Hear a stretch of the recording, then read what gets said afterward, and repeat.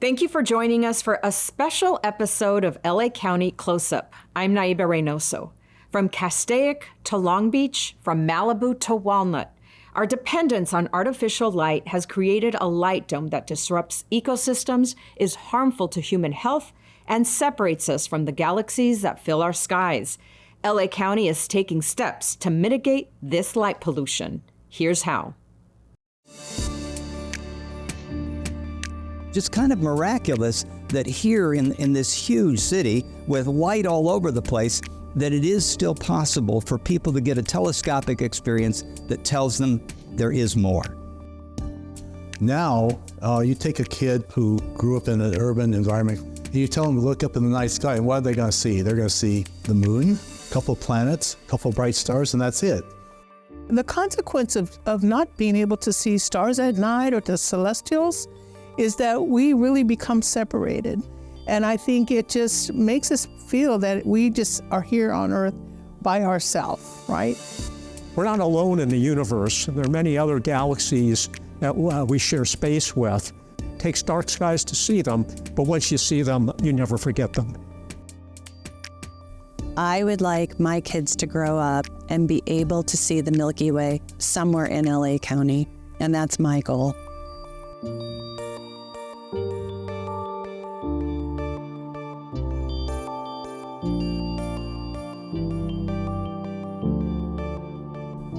The issue of light pollution is becoming increasingly more important as our reliance on artificial light is also increasing.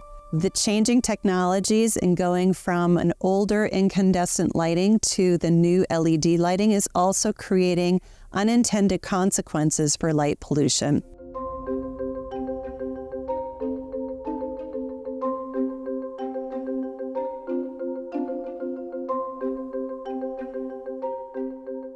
This is the kind of pollution that if you can control the source, it goes away. There's no lengthy cleanup. It's also tough because there's literally millions and millions of decision makers, all who can create light and use it in different ways.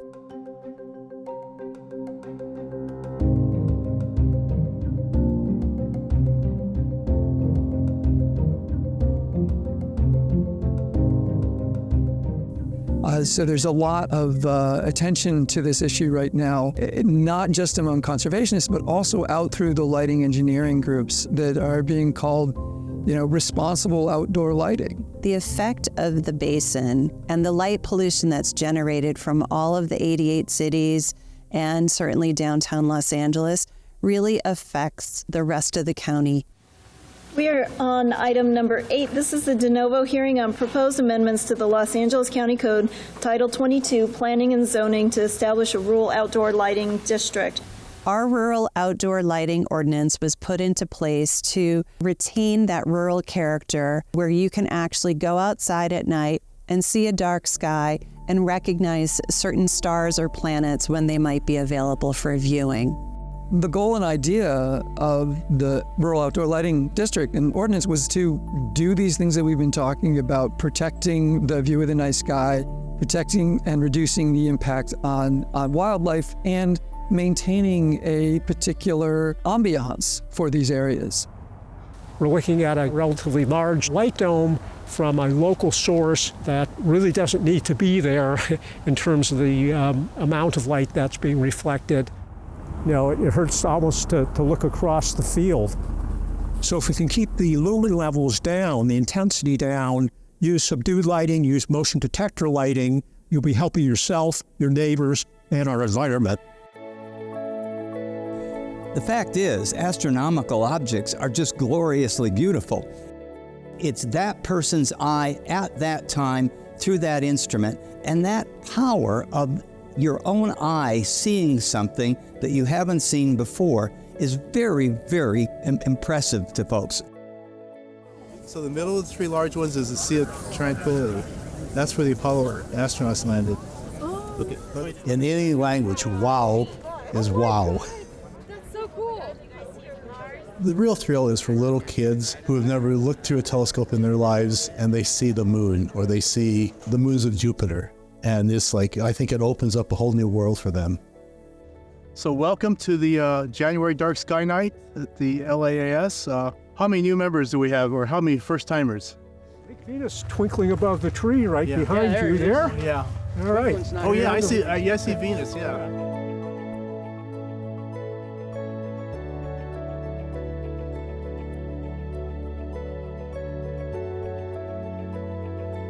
So over the past year or so, we have been talking in great detail with folks from the Los Angeles Astronomical Society about the effect of light pollution and how we can utilize our existing regulations and maybe even strengthen them in the future.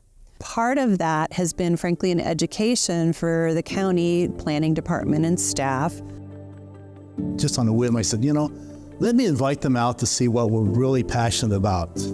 And they were just wowed. They looked at the light dome that was coming from the Santa Clarita Valley and how that obscured part of the Milky Way. And they said, okay, we get it. We understand why you're so passionate about fighting light pollution, keeping it from encroaching onto dark spaces. All of history, you had lunar cycles where it got dark and when the moon wasn't up and you couldn't see things. Maybe you had a little starlight if you're lucky. And now there are places that never, ever even get dimmer than the full moon.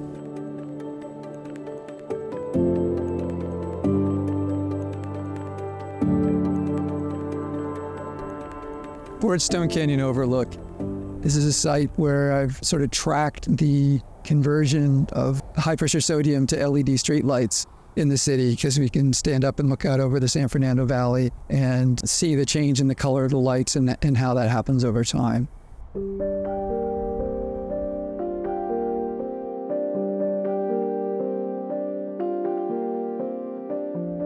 One of the things we worked long and hard on was what color temperature to use that would achieve what we call the sweet spot. The sweet spot at which we give the lighting we need to the community for safety, and it also allows us to put a light in that's attractive and pleasant to the eyes. The worst type of lighting, unfortunately, is the bluish-white type of lighting that you see emanating from many LED lights. And that has the most deleterious effect on human health, on wildlife, as well as the night sky. So the LEDs we install are all dark sky compliant. They all shine. The Altadena community is a fantastic example of how outreach can really make a difference on a project like this.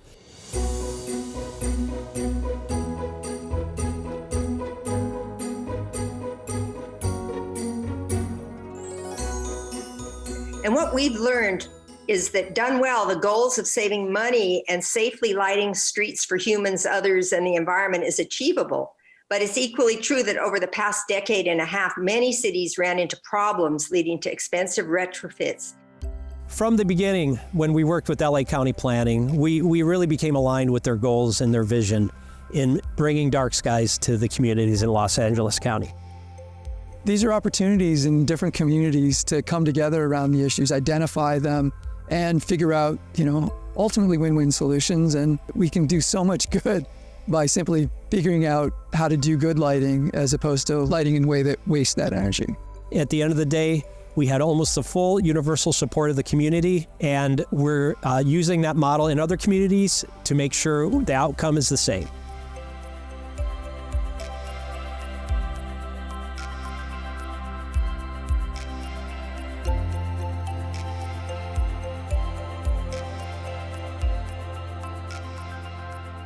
It's just a friendly education piece, but we think that's going to go a long way towards reminding folks of the importance to minimize their use of artificial light. And they have easy to follow light mitigation strategies. Those are simple steps within the manuals that you can follow and implement. Don't use more light than you need. Point the light where you need it. Only use it as long as you need it. So things like timers and motion detectors. We're also working on potentially some education forums to go into schools and educate students about the importance of light pollution, because we do know that light pollution has a significant effect on the natural world as well.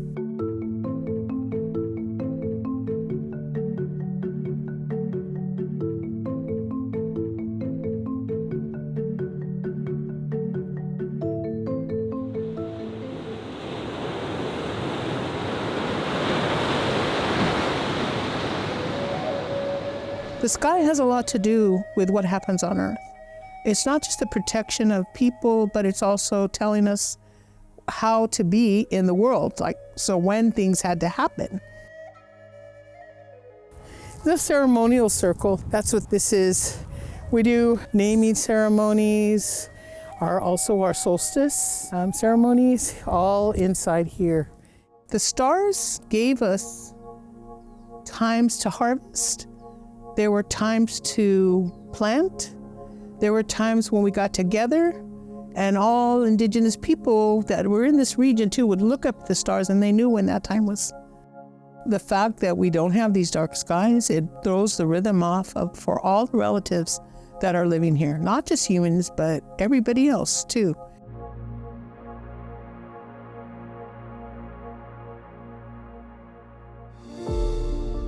I have lived in LA County for 30 years, and I have never been to Mount Wilson Observatory.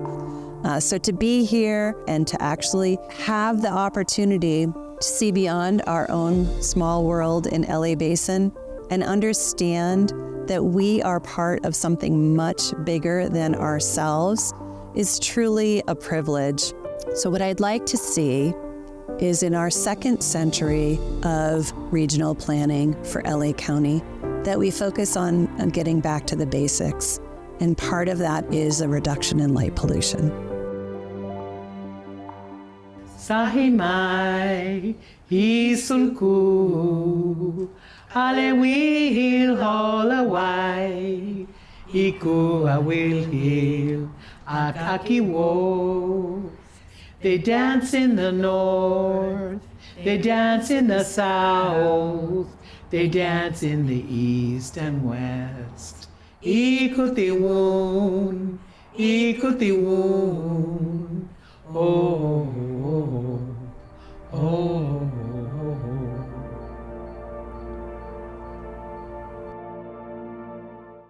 Thanks for joining us. We'll see you next time on LA County Close Up.